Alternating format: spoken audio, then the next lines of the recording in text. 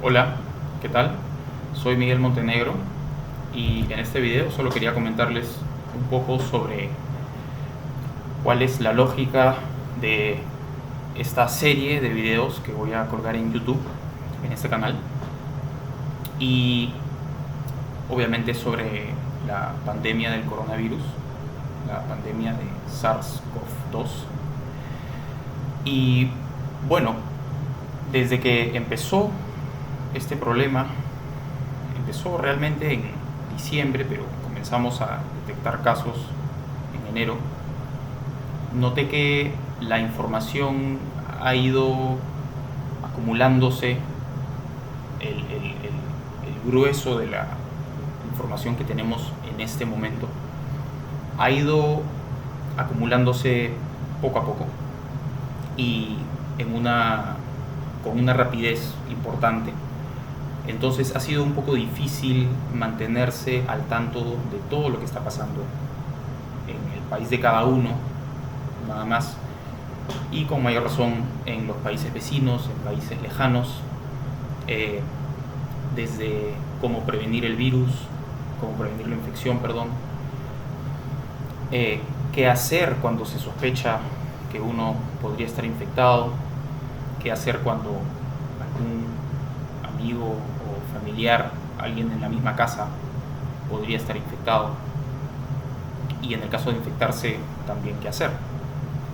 Entonces, al mismo tiempo que se ha ido acumulando la información confiable, información científica, información seria, también ha ido acumulándose bastante información que no aporta, y también algo de información que en vez de aportar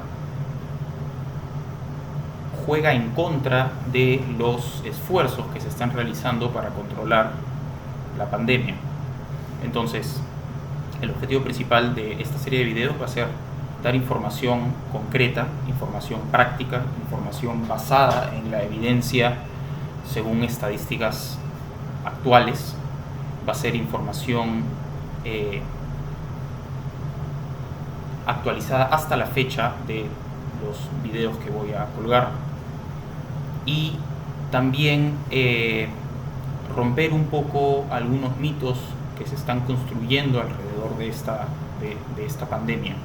Estoy viendo bastante de eso, no solo en la gente que está fuera de la comunidad médica o de la comunidad científica, sino también en la misma comunidad médica.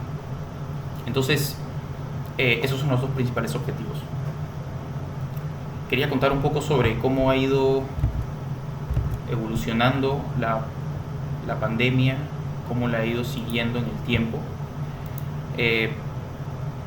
La comencé a seguir desde los primeros casos. Ojo que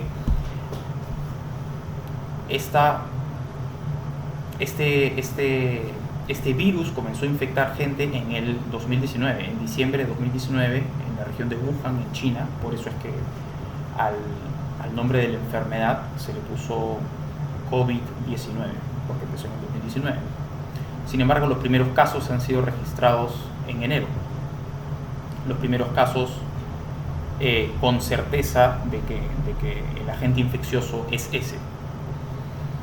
Y esto, bueno, empezó a mediados de enero y los registros de casos se tienen desde el 22 de enero. Entonces, los últimos días de enero, la primera semana del brote hasta ese momento, fue bastante estándar, no habían muchos casos. El primer día en el que se publicaron los registros solo hubieron 580 y 17 muertes. Y para finales de enero ya habían casi 10.000 casos. Febrero mantuvo una curva más o menos estable también, salvo a mediados de febrero, que hubo un día, específicamente el 11 de febrero, en el que hubo 15.000 casos nuevos. Y esto, para los que están siguiendo las estadísticas más de cerca, fue porque se cambió el tipo de diagnóstico. Hasta ese momento solo se estaba diagnosticando la enfermedad con una prueba que se llama PCR, que es una prueba que se basa en el material genético del agente infeccioso, del virus, y puede tomar varios días en obtenerse el resultado. Y además, para esa prueba se depende de reactivos y de personal de laboratorio y del procesamiento de la muestra. Entonces es una prueba que demanda más trabajo, más tiempo, más recursos. En ese momento se dieron cuenta en China que no estaban haciendo suficientes pruebas para encontrar los casos. Sospechaban que habían más casos, entonces comenzaron a hacer tomografías para encontrar compromiso de los pulmones, patrones específicos de compromiso pulmonar.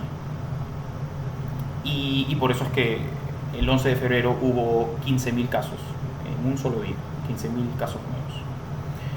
Después de eso se han usado las dos medidas para hacer el diagnóstico y el crecimiento nuevamente siguió estable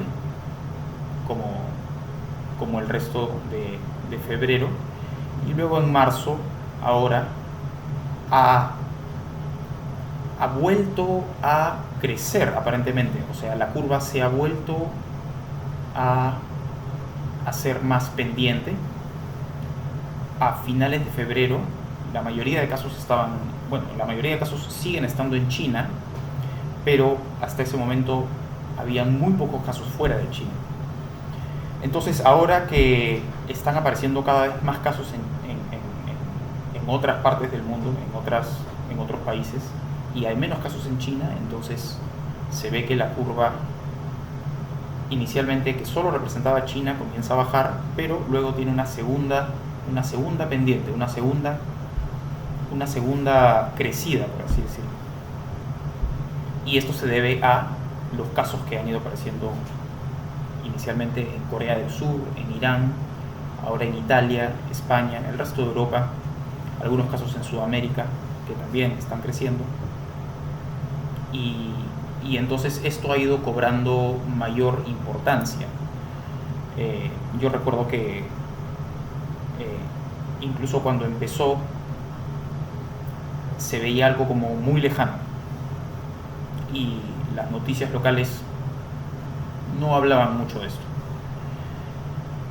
Yo lo comencé a seguir como un tema de interés personal, porque siempre tuve interés en las enfermedades infecciosas, pero honestamente no esperaba que llegara a ser algo tan cercano. Entonces eso es lo que me motivó a hacer lo que estoy haciendo en este momento.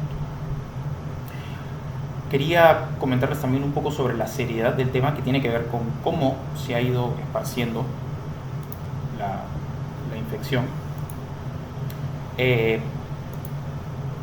Creo que algunos medios de comunicación, tal vez con buenas intenciones, no estoy seguro, pero terminan teniendo un efecto negativo en la población, crean pánico, cuando lo que deberíamos proponer y el estado mental en el que todos deberíamos estar es un estado de alerta, pero sin pánico. Y un estado de alerta significa estar pendiente de lo que pasa alrededor, estar pendiente de lo que pasa fuera de alrededor, o sea, en los países vecinos, en países más lejanos, estar alerta de individuos con los que uno tiene contacto y propulsar esa alerta con información confiable, con información que haya sido emitida por organismos serios, algunos gubernamentales, algunos privados, pero sociedades que tienen autoridad y que tienen información basada en las estadísticas, en ciencia y en evidencia. El pánico es como una medida exagerada. La gente que entra en pánico es posible que no se infecte, es posible que cumpla con todas las medidas de cuidado personal, pero llega un punto en el que esas medidas exageradas que se toman por pánico hacen daño a la gente que está alrededor. Entonces no debemos llegar a eso. Más adelante voy a tratar sobre otros temas, voy a entrar en profundidad sobre qué es el coronavirus, cómo infecta al ser humano, cuáles son los síntomas, cuáles son las formas de prevención, y hablar un poco sobre el tratamiento también. Hay bastante información muy interesante sobre avances en tratamiento. Voy a citar todas las fuentes de las que obtenga información para estos videos. Les recomiendo que se informen por ustedes mismos. Esto va a servir por lo menos como una guía para que ustedes sepan a dónde ir a leer, a dónde ir a informarse por ustedes mismos. Esta no debería ser su única fuente de información, pero sí me gustaría poder guiarlos y ayudarlos a entender qué es cierto, qué es falso y en dónde buscar información cierta. Las tres fuentes que les voy a recomendar en este momento son la OMS, la Organización Mundial de la Salud, el CDC, que es un organismo de Estados Unidos que trata enfermedades infecciosas, trata temas de epidemias, etc. Y el NIH, que es similar, también en Estados Unidos, es público y también tiene información confiable. Eso es todo lo que les quería contar en este video. Les comento por si acaso que no tengo ningún tipo de afiliación con el gobierno ni con ninguna institución académica. Esto es algo que estoy haciendo por mi cuenta y no estoy financiado por ninguno de ellos tampoco. Esto es algo que lo estoy haciendo por mi cuenta, en mi tiempo y con las mejores intenciones. Entonces, con eso me despido y espero que hayan encontrado esto útil y los demás videos también. Gracias.